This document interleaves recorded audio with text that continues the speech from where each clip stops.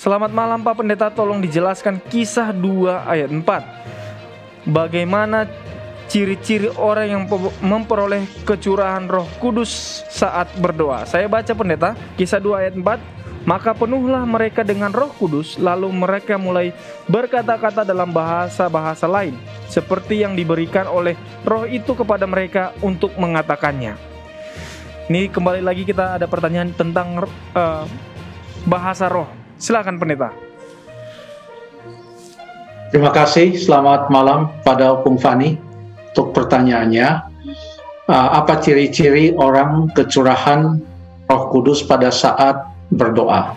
Kalau kita mau dasarkan pada Kisah 2 ayat yang keempat, maka yang terjadi di sana adalah pada waktu murid-murid Tuhan dan umat-umat Tuhan lainnya berkumpul di ruangan atas berdoa kurang lebih 10 hari lamanya.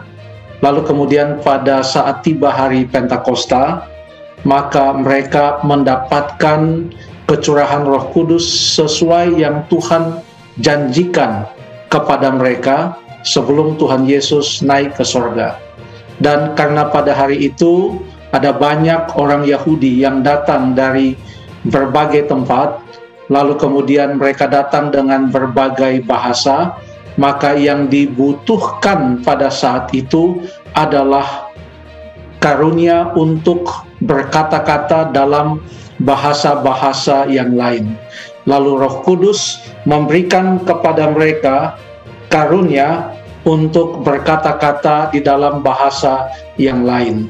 Dan daftar bahasanya ada di sana, ayat yang ke-9 ada banyak bahasa-bahasa yang dituliskan di sana.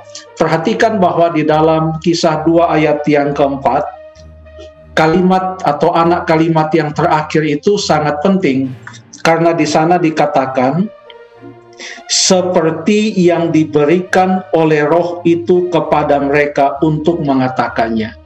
Jadi ini adalah yang dikehendaki oleh Roh Kudus.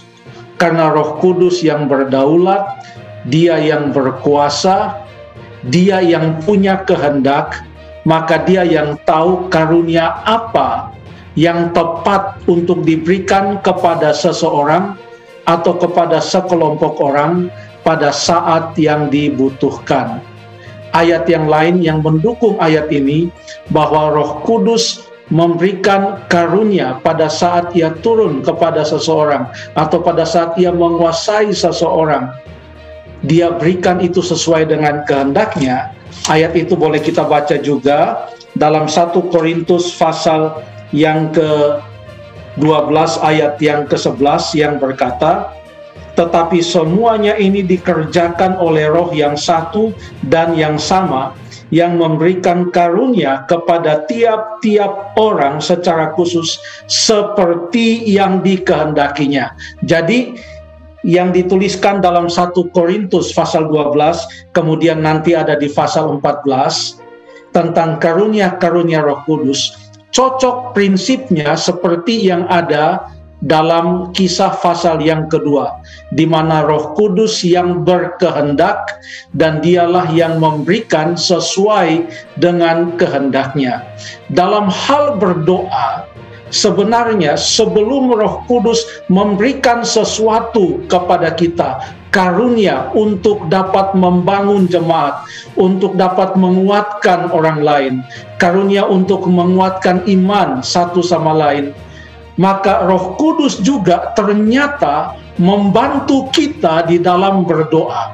Coba kita baca ayatnya di dalam Roma pasal yang ke-8. Kita akan baca ayat yang ke-28 yang berkata,